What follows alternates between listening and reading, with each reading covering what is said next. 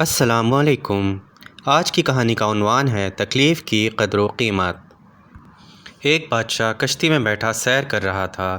کچھ درباری اور غلام بھی اس کے ساتھ تھے۔ ان میں سے ایک غلام پہلے کبھی کشتی میں نہیں بیٹھا تھا۔ وہ ڈوب جانے کے خوف سے کانپتے ہوئے رو رہا تھا۔ بادشاہ کو ناگوار گزرا اور کہا کہ روتا کیوں ہے، چپ ہو جا۔ اجمی غلام کی خوف سے سٹی گم ہو رہی تھی، اس لیے اس نے بادشاہ کے حکم پر توجہ نہ دی۔ کشتی میں ایک دانا وزیر بھی سوار تھا۔ اس نے غلام کی حالت دیکھی تو بادشاہ سے کہا، عالم پناہ، اگر آپ اجازت دیں تو خاکسار اس غلام کا خوف ابھی دور کر دے۔ بادشاہ نے اجازت دے دی۔ وزیر نے دوسرے غلاموں کو حکم دیا کہ اس غلام کو اٹھا کر دریا میں پھینک دیں۔ غلاموں نے رونے والے غلام کو اٹھا کر دریا میں پھینک دیا۔